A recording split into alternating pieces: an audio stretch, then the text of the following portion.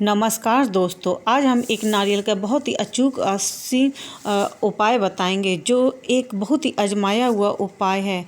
इसे आप छोड़ना मत। अगर कहीं मिल जाए तो इसे तुरंत चुपचाप ले लेना।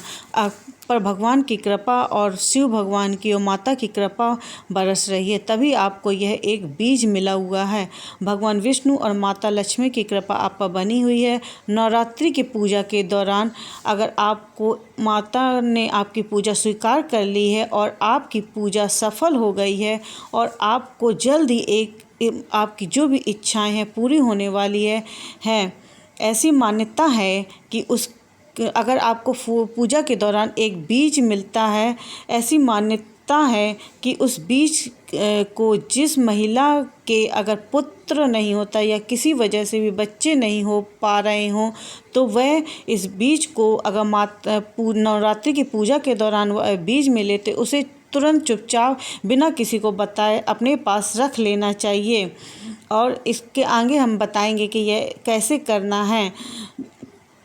तो उस नारियल के बीज को चुपचाप अकेले में कोई बिना देखे बिना टोके उसको अपने पास रख लेना चाहिए। और इस बीज को मुंह के अंदर निगला जाता है, मगर हम इसे पूर्ण रूप से आगे बताएंगे। जल्द ही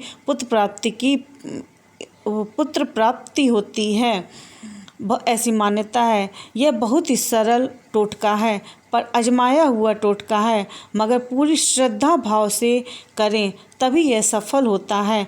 कभी अगर नवरात्रि में कलश में पूजा के दौरान आपके कुल देवी की पूजा हो रही हो, या नवरात्रि में लोग व्रत रखते हैं, अखंड ज्योति जलाते हैं, जौ बोते हैं, उस दौरान अगर आपको बाद में लास्ट दिन अष्टमी के दिन आपको पूजा में अगर वह नारियल का बीज मिल जाता है तो चुपचाप उठा लें और किसी को घर में बिना बताए उस नारियल को, जिसकी यह इच्छा हो तो उसे रख लेना चाहिए। यह बहुत ही शुभ संकेत होते हैं।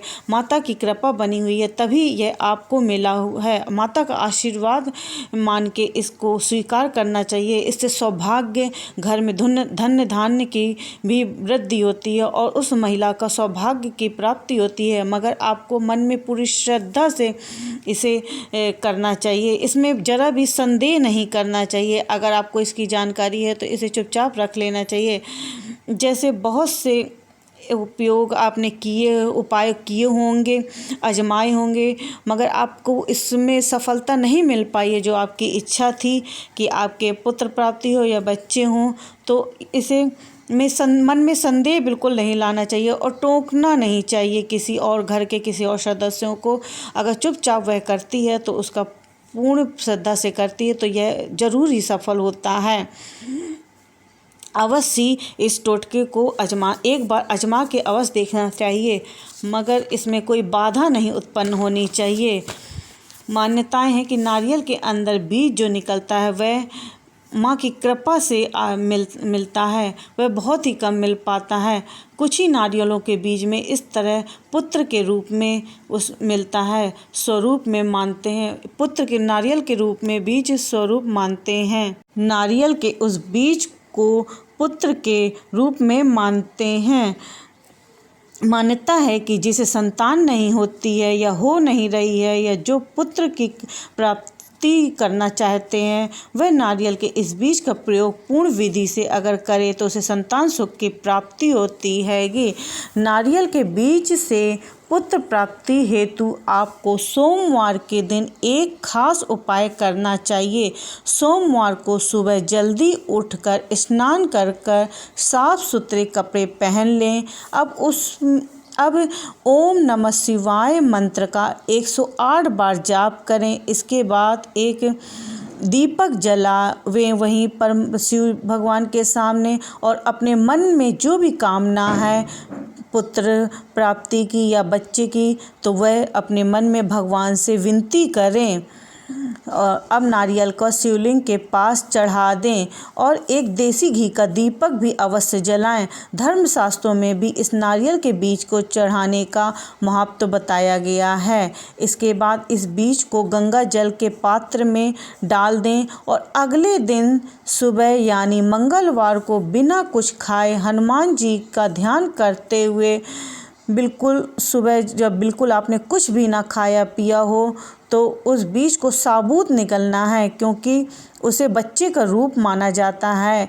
उसे दांतों के बीच में नहीं आना चाहिए, क्योंकि बीज को पुत्र के रूप में माना जाता है। इसे जरा भी दांतों के में नहीं चबाना चाहिए। यह विशेष रूप से ध्यान रखना चाहिए। यह पर सीधा ही निकलना है, उल्टी या कुछ भी ऐसा नहीं होनी चाहिए इस बीच में। इन बातों का विशेष रूप से ध्यान रख के आप मन में अगर इच्छा करके भगवान शिव से और अपने इष्ट देवी से अगर प्रार्थना करके इस मनोकामना को, इस उपाय को करेंगे तो आपकी अवश्य पूरी होंगी। यह बहुत ही सरल अचूक उपाय है। आप एक बार इसको बिना पूरी श्रद्धा से, भक्ति से, भाव से और बिना किसी रोके तो इस तरह के उपायों में, मगर किसी को टोकना नहीं चाहिए। उस बीच में कोई आपको देख ना पाए, अकेले चुपचाप यह उपाय को करना चाहिए, जिससे आपके इस उपाय में सफलता प्राप्त हो सके, उसमें सिद्धि प्राप्त हो सके।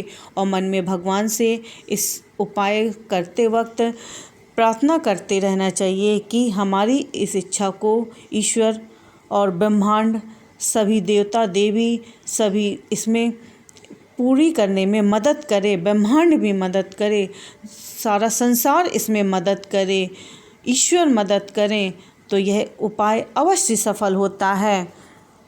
ओम नमः शिवाय, ओम नमः शिवाय।